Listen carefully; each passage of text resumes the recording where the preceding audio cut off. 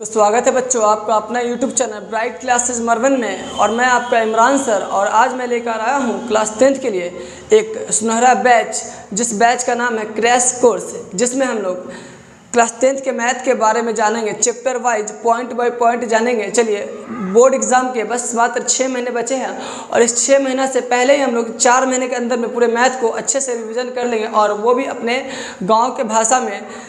जो भी प्रश्न को हम लोग पढ़ेंगे चैप्टर वाइज पढ़ेंगे और चैप्टर के हर एक पॉइंट को एकदम अच्छे तरीके से पढ़ेंगे, जहाँ पर हमें कोई भी परेशानी नहीं हो सकती। अगर किसी भी व्यक्ति को परेशानी होती है, किसी बच्चों को परेशानी होती है, तो आप आराम से कमेंट कर दीजिएगा, तो आपके परेशानी को दूर किया जाएगा।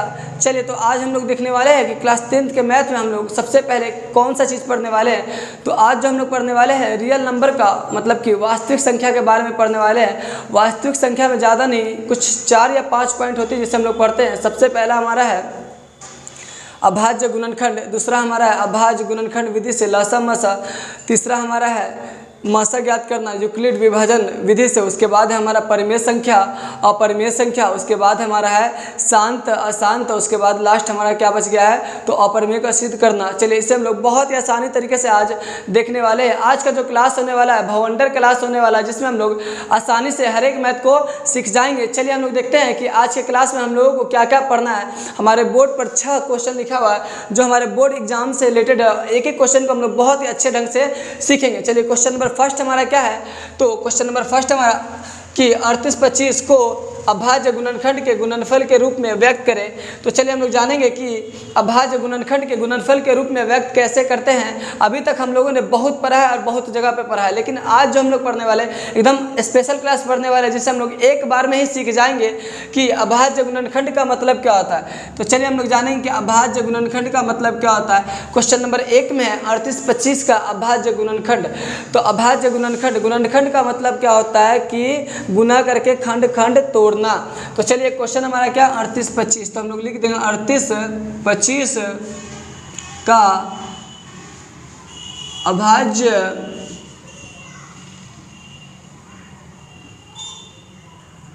गुणनखंड।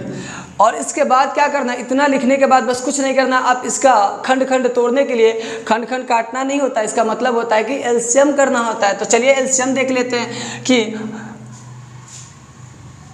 38-25 का एलसीएम क्या होगा। तो हम लोग आसानी से बता सकते हैं कि जिसके अंत में 5 होता है उसको हम लोग 3 से भी कर सकते हैं और 5 से भी कर सकते हैं। तो सबसे पहले हम लोग 3 से करके देखते हैं। तो 3 से लगाएंगे तो 3 कम 3 कट गया है, और 8 में लगाएंगे तो 3 दूना 6 हो गया। उसके बाद हमारा बच गया 2, तो 3 7 हमारा 21 हो गया, और 3 5 15 हो चुका है। चलिए, उसके बाद जो हमारा फिर से करेंगे हम लोग, तो 3 से लगा कर देखते हैं। तो 3 से लगाएं तो 3 चौका 12 कट गया, उसके बाद 3 दूना 6 कट गया, उसके बाद हमारा 1 बच गया, 3 5 15। चलिए, उसके बाद हम लोग देखेंगे तो 3 से नहीं लगेगा तो हम लोग 5 से लगाएंगे। 5 से लगाएंगे तो 5 8 40 हो गया, और 5 25 हो गया। उसके बाद हम लोग फिर 5 से लगा के देखते हैं। तो 5 से लगाएंगे तो कितना हो गया, 17 बार में कितना हो गया, 5 से करेंगे तो 17 5 85 होगा। तो यहाँ पर हम लोग का एलसीएम हो चुका है। आगे क्या करना है, तो आगे कुछ करना ही नहीं है, जो आपका आया वही यहाँ पर लिख दीजिए। तो 3 आया है हमारा क्या गो, 2 गो, तो 2 गो लिख दीजिए। उसके बाद हमारा 5 क्या गो आया है, तो 5 हमारा 2 गो आया है, तो 2 गो लिख दीजिए। और 17 हमारा क्या गो आया है, तो 1 गो आया है, तो 1 गो लिख दीजिए। यही हमारा हो गया अभाज्य गुणनखंड का गुणनफल। चलिए, तो यहाँ पर हम लोग बहुत ही आसानी तरीके से क्वेश्चन नंबर 1 को देख चुके हैं। मैं आप लोगों के लिए बहुत मेहनत करने वाला हूं और करता भी हूं, लेकिन कोई मुझे सपोर्ट नहीं करता है। तो आप लोग को ज़्यादा से ज़्यादा मुझे सपोर्ट करें, और मैं आप लोगों के लिए अच्छे से अच्छे वीडियो लेकर आऊँगा। क्लास 10th का, क्लास 12th का, हर एक सब्जेक्ट का मैं कोशिश करूँगा आप लोग के लिए एक बेस्ट नॉलेज देने के लिए, जो आप एग्ज़ाम में अच्छा नंबर ला सको और एग्ज़ाम में अपने माता पिता का नाम को रोशन कर सको और अपने ड्रीम को अचीव कर सको। चलिए, क्वेश्चन नंबर 2 में चलते हैं। तो क्वेश्चन नंबर 2 हमारा है कि 30-12 का अभाज्य गुणनखंड विधि से लसा और तथा मसा ज्ञात करें। तो इसे हम लोग बहुत ही आसानी तरीके से चुटकी में बनाने वाले हैं। चलिए, देख लेते हैं बनेगा कैसे। क्वेश्चन नंबर 2, तो क्वेश्चन नंबर 2 जो हमारा इसमें बोल क्या रहा है कि 30-12 का अभाज्य गुणनखंड विधि से लसा तथा मसा ज्ञात करें। तो 30 का सबसे पहले क्या निकालेंगे, अभाज्य गुणनखंड बोल रहा है, तो लिख देंगे यहाँ पर हम लोग 30 का अभाज्य गुणनखंड। अब 30 का लिख दे तो उसके बाद किसका लिखेंगे, तो उसके बाद हम लोग लिखेंगे कि 12 का बोल रहा है, तो हम लोग लिखेंगे 12 का अभाज्य गुणनखंड। उसके बाद अभाज्य गुणनखंड कैसे करते, तो मैंने पहले बताया कि जब भी अभाज्य गुणनखंड बोले तो कुछ नहीं करना, बस एलसीएम कर दीजिए, उसके बाद हमारा काम हो जाएगा। तो 30 का आप एलसीएम कर दीजिए, 2 से करेंगे तो 15 बार में, और 3 से करेंगे तो कितना हो गया 5 बार में। लिख दीजिए, जो आता है उसी को लिख दीजिए, 2 गुने 3 गुने और हमारा कितना हो गया 5। अब बात आया 12, तो 12 का क्या करना है, तो 12 का भी वही करना हम लोग को, अभाज्य गुणनखंड। तो 12 का करेंगे तो कितना, 2 से करेंगे तो 6 बार में, और 2 से करेंगे तो हमारा 3 बार में। और क्या करना है, तो 2 का स्क्वायर हो गया, यहाँ पे कितना हो गया हमारा 3 हो गया। चलिए सबसे पहले जो हम लोग निकालेंगे मौसा को निकालेंगे, तो मौसा को निकालने का सबसे आसान सा तरीका, जो मिलता है उसका छोटा वाला लेंगे और जो नहीं मिला सबको छोड़ देंगे। तो चलिए देखते हैं, संख्या मिलना चाहिए, पावर नहीं संख्या मिलना चाहिए, जो संख्या मिलेगा उसी को लेंगे। अगर संख्या नहीं मिलेगा तो मौसा 1 हो जाएगा, अगर संख्या मिलता है तो उसका छोटा वाला को लेंगे। तो जानते हैं हम लोग कि देखिए संख्या यहाँ पे मिल रहा है, 2 यहाँ भी और 2 यहाँ भी, तो दोनों मिल रहा है, तो इसका छोटा वाला कौन है, तो हम लोग बता सकते हैं कि सर इसका छोटा वाला जो हमारा क्या हो जाएगा, तो ऊपर वाला 2 है, उसका देखिए यहाँ पर 3 है और ये भी 3 और ये भी 3, दोनों मिल रहा है, लेकिन इसमें बड़ा छोटा कोई नहीं। जब बड़ा छोटा नहीं हो, बराबर हो, तो उसमें से कोई एक ले लेंगे। तो चलिए 1 ले लेते हैं, तो 1 ले लेंगे तो कितना हो गया हमारा 3, दूध तय कितना हो गया 6। और यहाँ पर हमारा मौसा ज्ञात हो चुका है। और जो बच्चे मौसा ज्ञात कर लेते हैं तो उसको लसा ज्ञात करना बहुत ही आसानी तरीके से वह ज्ञात कर सकता है। तो भाई ज्ञात होगा कैसे, तो चलिए हम लोग जानते हैं कि लसा कैसे ज्ञात होता है। तो लसा जो होता है इसको हम लोग बोलते हैं एलसीएम बोलते हैं। तो लसा का जो हमारा फार्मूला होता है कि a गुने बी और बटा में क्या होता है मौसा। अब a गुने बी और बटा मौसा, तो a का मान क्या, b का मान क्या, मौसा का मान क्या, आपके सामने लिखा हुआ है। चलिए लिख देते हैं। तो a का मान हमारा कितना हो गया 30 है, गुने b का मान कितना है तो 12 है, और मौसा का मान कितना निकाले तो 6 है। अब काट दीजिए, 6 से 30 कटेगा हमारा 5 बार में, तो यहाँ हमारा बचे 5 और गुने 12, तो 12 पचे कितना हो गया 60। तो हम आसानी से ज्ञात कर ले लसा और मौसा का मान। तो अभी हम लोगों ने सीखा क्वेश्चन नंबर 2 के बारे में कि अभाज्य गुणनखंड विधि से लसा तथा मौसा को कैसे ज्ञात करते हैं। अगर वीडियो अच्छा लगे तो लाइक कीजिएगा, सब्सक्राइब कीजिएगा और ज़्यादा से ज़्यादा इस वीडियो को शेयर कीजिएगा। चलिए क्वेश्चन नंबर 3 में चलते हैं। तो क्वेश्चन नंबर 3 में हमारा कह रहा है HCF 96 और 404 का 4 दिया हुआ है, तो उसके बाद एलसीएम ज्ञात करना है। तो ऐसा प्रश्न जो है बहुत ही आसानी तरीके से हम लोग बना सकते हैं। तो बनेगा कैसे, चलिए देखते हैं क्वेश्चन नंबर 3 में। तो क्वेश्चन नंबर 3 जो हमारा है, क्वेश्चन नंबर 3 में बोल रहा है कि HCF 96 और 404 का कितना है 4 है। तो HCF हम लोग लिख देंगे HCF 96, 404 बराबर कितना है 4 है। एलसीएम ज्ञात करना है, तो जो चीज़ को ज्ञात करना हो उसको लिख दीजिए आप आराम से। तो एलसीएम ज्ञात करना है तो हम लोग लिखेंगे एलसीएम। तो एलसीएम बराबर जो हमारा फार्मूला क्या हो जाएगा, तो एलसीएम बराबर हमारा फार्मूला जो अभी देखिए यहाँ पर लगाए हैं, तो क्या हो जाएगा हमारा a गुने b और बटा में क्या हो जाएगा मौसा बोल सकते हैं इसको, या हम लोग चाहे तो बोल सकते हैं a गुने b और बटा में हम लोग क्या बोल सकते हैं HCF। चलिए तो हम लोग आसानी से बना सकते हैं कि a का मान कितना है भाई, तो a का मान देख ले बउआ कितना है 96 है, कितना है 96, और गुने b का बउआ कितना मान है तो हम लोग बता सकते हैं 404 है, तो लिख देंगे 404। और मौसा का मान कितना है, तो देखिए बोल रहा है HCF 96 और 404 का कितना है 4, मतलब कि मौसा का मान कितना है 4। अब हम लोग आसानी से बना सकते हैं, दोनों में गुना करना और बट्टा में 4 से भाग करना है। तो हम लोग चाहे तो पहले भी 4 से भाग कर सकते हैं। तो चलिए हम लोग पहले ही 4 से भाग कर देते हैं। तो 4 से काटेंगे इसको, तो कट गया 4 कम 4, 0 का 0, 4 कम 4, तो यहाँ हो गया हमारा 96 और गुने कितना 101। तो हम लोग गुना करेंगे तो कितना हो गया 96 और 96 हो चुका था। यहाँ पर जो हमारा क्या ज्ञात हो गया एलसीएम ज्ञात हो चुका है। चलिए क्वेश्चन नंबर 3 को हम लोगों ने बहुत ही आसानी तरीके से बनाया है। इस तरह का जब भी प्रश्न पूछे, अगर HCF बोलता है तो HCF का फॉर्मूला लगाएंगे a गुने b और बटा एलसीएम। अगर एलसीएम बोलता है तो लगाएंगे एलसीएम बराबर a गुने b और बटा क्या HCF। बहुत ही आसानी तरीके से हम लोगों ने क्वेश्चन नंबर 3 को देखा है। चलिए क्वेश्चन नंबर 4 को देखते हैं। क्वेश्चन नंबर 4 में क्या रहा है, तो चलिए क्वेश्चन नंबर 4 को हम लोग पढ़ते हैं। तो क्वेश्चन नंबर 4 में कह रहा है 255 और 867 का, क्या बोला है 255 और 867 का यूक्लिड विभाजन विधि से मौसा ज्ञात करें। तो यूक्लिड विभाजन विधि बहुत ही आसान सा तरीका है जो हमें 2 नंबर देकर बोर्ड एग्जाम में जाएगा। चलिए तो हम लोग देखते हैं कि यूक्लिड विभाजन विधि को हम लोग बनाते कैसे हैं। बहुत ही आसान तरीके से हम लोग बनाने वाले हैं। तो क्वेश्चन जो हमारा है यूक्लिड विभाजन विधि, इसको हम लोग बनाएंगे कैसे, देखिए तो हम लोग इसको बनाने वाले हैं बहुत ही आसान तरीके से। तो इसको बनाने के लिए कुछ नहीं करना है, बस थोड़ा सा ध्यान दीजिएगा आप वीडियो पे और आराम से हम लोग सीख जाएंगे।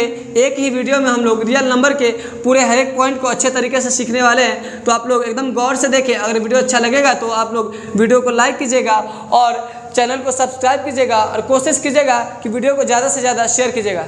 एक बत्तख।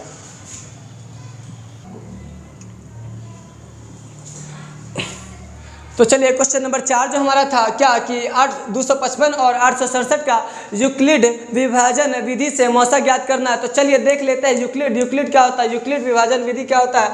तो इसको हम लोग बहुत ही आसानी तरीके से ज्ञात कर सकते हैं कि यूक्लिड विभाजन विधि हमारा होता क्या। इसको हम लोग बोलते हैं मौसा ज्ञात करना ना। तो सबसे पहले लिखेंगे क्वेश्चन हमारा 255 और 867। तो यहाँ पर लिख दीजिए आप सुंदर से राइटिंग में रफ वर्क लिखिए। क्या लिखिए? रफ। उसके बाद क्या लिख देंगे हम लोग? तो वर्क लिख देंगे, रफ वर्क लिख देंगे। उसके बाद कुछ नहीं करना है। तो उसके बाद क्या करना है? तो लिखिए 255 है तो 255 लिख दीजिए। उसके बाद जो हमारा क्या 867 है तो 867 लिख दीजिए। उसके बाद क्या करना है? तो भाग करना आता है तो बना सकते हैं आप आराम से। भाग तो करने में आता है कि हम लोग कर सकते हैं 3 बार में लगाएंगे। 5 या 15 के 5, 5 या 15 के 16 के 6 और 2 या 6 1 7। अब घटा दीजिए तो 7 में से 5 गया तो कितना बच गया? 2। 6 में से 6 गया तो 0 और 8 में से 7 गया तो कितना बच गया? 1। उसके बाद क्या करना है? तो उसके बाद हम लोग 102 से लगाएंगे। 102 से लगाएंगे 255 में। तो 255 में चलिए लगाते हैं। तो सबसे पहले हम लोग लगाने के लिए कितना बार में लगाएंगे? तो हम लोग जानते हैं 3 बार पढ़ते हैं तो 300 आ जाएगा। तो 300 हमारा क्या है? ज़्यादा है। तो 300 नहीं लगाना है। कितना बार में लगाना है? 2 बार में लगाइए। 2 बार में लगाने के लिए हम लोग क्या करेंगे? तो 2 से लगाते हैं। तो 2 दूना हमारा 4 हो गया और 10 दूना कितना होता है जी? तो 20 होता है। अब घटा देंगे तो कितना बच गया हमारा? 51 बच गया। और जो बचा है उससे हम लोग लगाएंगे लास्ट बार। एक बार कोशिश और कर लेते हैं। तो 51 से लगाएंगे हम लोग कितना में? 51 से लगाएंगे 102 में। 51 से 102 में लगाएंगे तो 2 बार में तो कितना हो गया हमारा? 102 हो गया, मतलब कि कट गया। जब कट जाए तो उसके बाद क्या करना है? इसका स्टेप लिख देना है। तो इसको हम लोग 2 तरीके से लिख सकते हैं। पहला हिंदी में लिखना चाहे तो लिख सकते हैं चरण 1 या इंग्लिश में लिखना चाहे तो स्टेप 1, स्टेप 2, स्टेप 3 करके हम लोग लिख सकते हैं। हमारे लिए बहुत ही आसान सा रास्ता है, हम लोग कोई भी तरीका यूज कर सकते हैं। तो चलिए हम लोग अंग्रेजी में लिख देते हैं स्टेप 1। स्टेप 1 का मतलब होता है कि पहला नंबर तो स्टेप 1, दूसरा नंबर तो स्टेप 2, तीसरा नंबर तो स्टेप 3 और चौथा नंबर आया तो स्टेप 4। इसी तरह हम लोग आगे बढ़ते रहेंगे। तो स्टेप 1 लिखेंगे, उसके बाद लिखेंगे फॉर्मूला A बराबर BQ प्लस R। हम लोग लिख सकते हैं भाज्य बराबर भाजक गुने भागफल प्लस शेषफल। अब हम लोग जानेंगे A किसको बोलते हैं। तो A जो हमारा इसको बोलते हैं, B जो हमारा ये हो गया, उसके बाद Q जो हमारा ये हो गया और R हम लोग बोलते हैं शेषफल को। तो हम लोग बोल सकते हैं A भाज्य को, B हमारा भाजक, Q हमारा जो क्या भागफल और शेषफल को क्या बोलते हैं? R बोलते हैं। चलिए आगे हम लोग चलते हैं। तो फार्मूला पे बैठा देते हैं। तो A का मान है 867 तो लिख दे भैया 867। B का मान कितना है? 255 तो लिख दे भैया 255। उसके बाद हमारा क्या है? Q का मान कितना है? तो 3 है। उसके बाद R का मान कितना है? 102 है तो 102 लिख देते हैं और लास्ट में लिख देंगे R बराबर कितना होगा? 102 हो गया है। उसके बाद हम लोग लिखेंगे, चलिए इसके लिए स्टेप 1 हो गया तो इसके लिए हमारा क्या हो जाए? स्टेप 2 होगा। तो स्टेप 2 लिखेंगे, उसके बाद फिर फार्मूला लगा दीजिए A बराबर B गुने Q प्लस R। अब A का मान कितना है इसमें देख लीजिए। तो A का मान हम लोग जानते हैं, बीच वाले को बोलते हैं, तो 255 हो गया। B का मान कितना है? तो B का मान कितना हो गया? 102 हो चुका है। उसके बाद Q का मान कितना तो जानते नहीं है क्या? 2 हो गया। Q का मान कितना हो गया? Q का मान 2 हो गया और R का मान कितना? 51 है तो 51 हो गया। ठीक है, अब हम लोग चलते हैं स्टेप 3 में चलते हैं। तो स्टेप 3 में हमारा क्या है? A बराबर B गुने Q प्लस क्या होता है जी? R होता है। तो A का मान कितना? बीच वाले को A का मान बोलते हैं, मतलब भाज्य के मान को। तो A का मान कितना है? 102 है। B का मान कितना है? तो B का मान हम लोग बता सकते हैं कितना, जिससे भाग करते हैं। तो 51। Q का मान कितना है? तो Q का मान कितना हो गया हमारा? 2 हो गया। और R का मान कितना है? तो R का मान क्या हो गया? 0। जहाँ पर हमारा R का मान 0 आ गया, समझ लीजिए मैथ का हमारा काम खत्म हो चुका है। तो R का मान 0 आ चुका है तो हम लोग बता सकते हैं, अंतिम में लिखे हम लोग अतः मौसा बराबर, अतः मौसा बराबर कितना हो जाता है? जिससे अंतिम में कटता वही हमारा मौसा होता है। तो अंतिम में हमारा किससे कटा? 51 से। तो हमारा मौसा का मान हो गया 51। तो इस तरह बनाएंगे तो एग्जामिनर के बाप का दिन नहीं भी कि आपका 1 नंबर काट लेगा। चलिए हम लोग चलते हैं, क्वेश्चन नंबर 4 को कंप्लीट कर लिया है, क्वेश्चन नंबर 4। और क्वेश्चन नंबर 4 को कंप्लीट करते हुए अब हम चलेंगे क्वेश्चन नंबर 5 में। तो क्वेश्चन नंबर जो हमारा 5 है, क्वेश्चन नंबर 5 में कह रहा है कि शांत अशांत की जांच करें। शांत और अशांत का जांच करना और हम लोग बहुत ही आसानी तरीके से शांत और अशांत का जांच कर सकते हैं। बस एक क्लास चुटकी भर में हम लोग खत्म कर देंगे शांत और अशांत को। चलिए जानते हैं शांत और अशांत के बारे में। क्वेश्चन हमारा पहला नंबर, क्वेश्चन नंबर 5 का पहला हमारा बोल रहा है कि एक नंबर में 17/8 क्या बोला है, 17/8 का हम लोग को जांच करके बताना है कि शांत है या अशांत है। तो भैया कुछ नहीं करना है, कैसे करना है देख लीजिए आप। तो पहले वाला जैसे का तैसे लिख देंगे उसको, बस अंतिम वाला आप नीचे वाला देख लीजिए। तो नीचे वाला का एलसीएम कीजिए, एलसीएम करिए तो हमारा क्या 2 चौका 8 और 2 दूना कितना हो गया 4 हो गया। और जो आया उसी को आप लिख दीजिए। तो लिखेंगे हम लोग 17/2 × 2। अब ध्यान रखिएगा, सिर्फ 2 आ जाए फिर भी शांत, सिर्फ 5 आ जाए फिर भी शांत, 2 और 5 दोनों साथ में आ जाए फिर भी शांत। इसके अलावा अगर कोई और संख्या आ जाता तो हमारा क्या होगा, अशांत होगा। तो यहाँ पर क्या आया देखिए, तो सिर्फ 2 आया तो हम लोग बोल सकते हैं, क्या बोल सकते हैं कि शांत है। अगर 2 के अलावा कोई और संख्या आता तब हमारा क्या हो सकता था, अशांत हो सकता था। चलिए इसी का क्वेश्चन नंबर 2 हम लोग देखते हैं। तो इसी का क्वेश्चन नंबर 2 जो हमारा है, इसमें क्वेश्चन लिखा हुआ है कि 15/40 क्या लिखा हुआ है। तो क्वेश्चन नंबर 2 में लिखा हुआ 15 और बटा में लिखा हुआ है 40। तो क्या करना है, कुछ नहीं करना है। आप लोग जानते हैं कि सबसे पहले हम लोग 40 का क्या करेंगे, एलसीएम। तो 2 से करेंगे तो 20 बार में, फिर 2 से करेंगे तो 10 बार में, 2 से करेंगे तो कितना बार है, 5 बार में। हम लोग जो देख रहे थे आगे प्रश्न था परिमेय संख्या को ज्ञात करना, और हम लोग यहाँ पर परिमेय संख्या को आसानी से ज्ञात करना सीखेंगे। परिमेय संख्या ज्ञात करने के लिए क्वेश्चन था हमारा 0.54।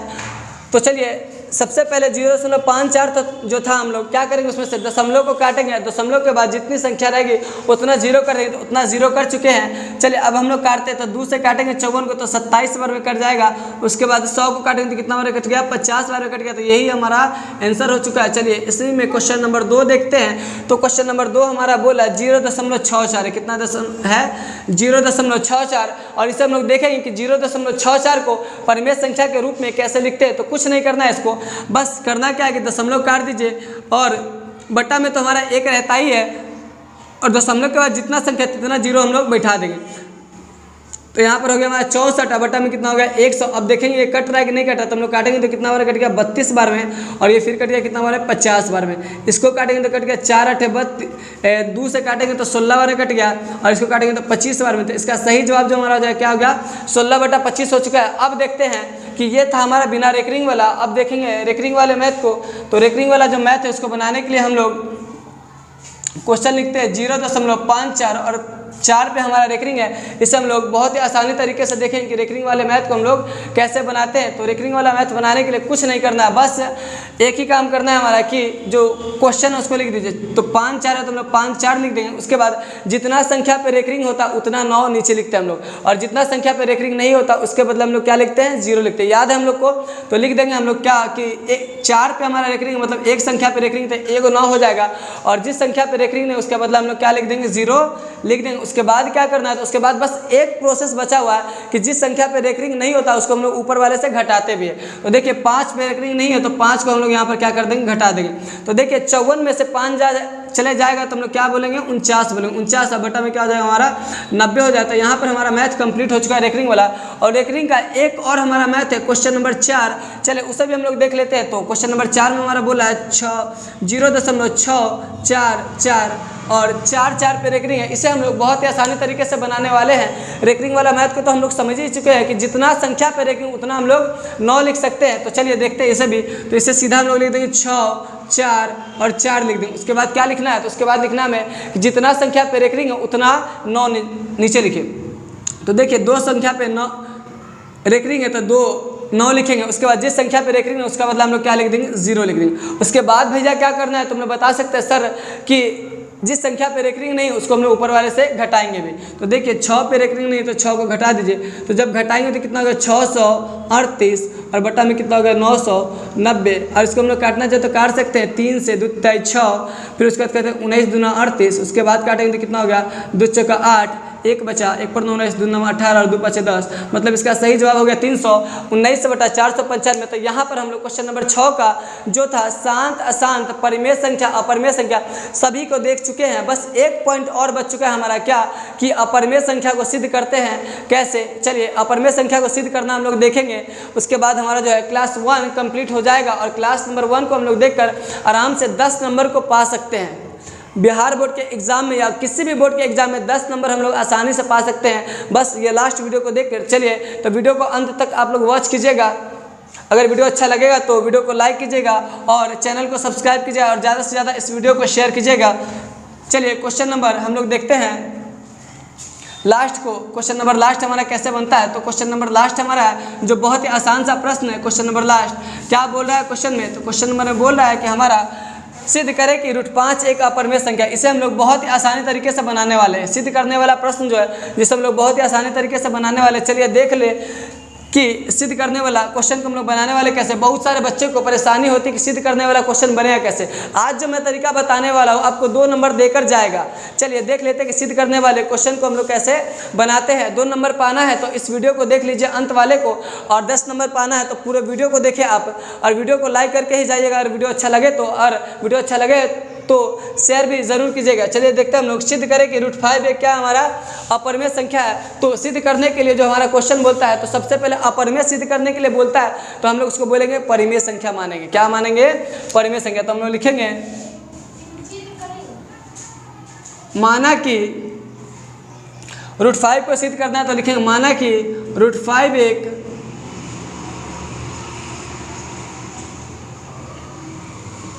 परिमेय संख्या है। इसके बाद क्या करना है, इसके बाद 2 ही चीज़ मानना है, एक मानना है पी को और दूसरा क्या मानना है क्यू को। चलिए लिख देते हैं हम लोग। तो लिखेंगे यहाँ पर जहां पी और क्यू कोई उभयनिष्ठ है। क्या है? जहां पी और क्यू कोई क्या है? उभयनिष्ठ है। जहाँ P और Q क्या है? कोई उभयनिष्ठ है। इसके बाद हम लोग क्या करना है, तो कुछ नहीं करना है भाई, लिख देना दोनों तरफ वर्ग करने पर। तो लिखेंगे हम लोग यहाँ पर दोनों तरफ वर्ग करने पर। अब दोनों तरफ का मतलब क्या होता है तो देख लेते हैं दोनों तरफ का मतलब क्या होता है।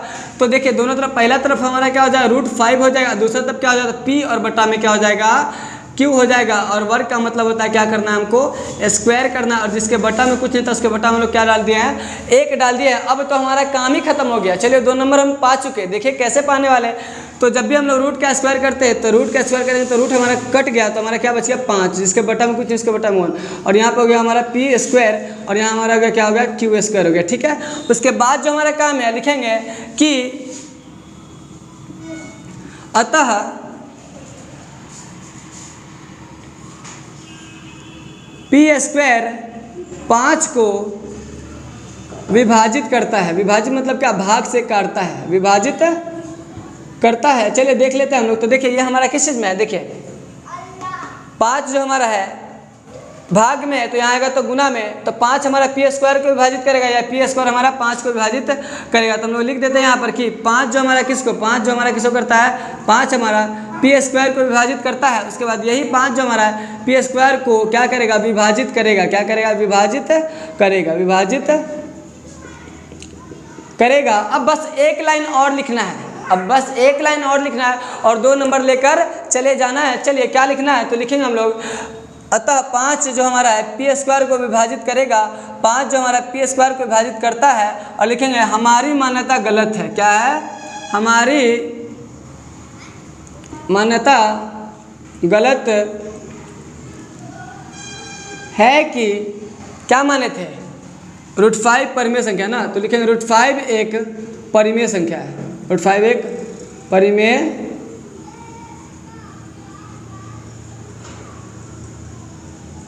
संख्या है।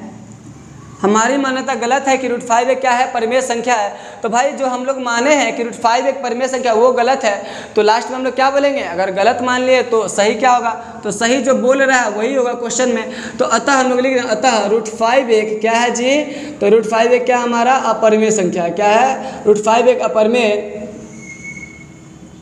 संख्या है। तो यहाँ पर जो हम लोग क्लास 1 का क्रैश कोर्स का 6 पॉइंट देखे, 6 सिस्टम देखे, जिसमें हम लोगों ने कुछ प्रश्न को देखा है। यह प्रश्न जो हमें 10 नंबर देकर जाएगा बोर्ड के एग्जाम में। बोर्ड एग्जाम 2024 से रिलेटेड क्वेश्चन था, तो आप लोग वीडियो को मिस ना करें। अगर वीडियो अच्छा लगा हो तो लाइक कीजिएगा और सब्सक्राइब करके जाइएगा चैनल को, और वीडियो को ज़्यादा से ज़्यादा शेयर कीजिएगा, क्योंकि आपके आसपास के जो भी बच्चे सभी को जोड़िए और सभी को सीखने का एक मौका मिला है नया। हम लोग जो पढ़ रहे हैं क्या है, क्लास 10th का क्रैश कोर्स है, जिसे हम लोग 1 से 2 महीने के अंदर में हम लोग पूरे मैथ का खेल खत्म कर देंगे। इसी के साथ एंड करता हूँ वीडियो को। जय हिंद, जय भारत।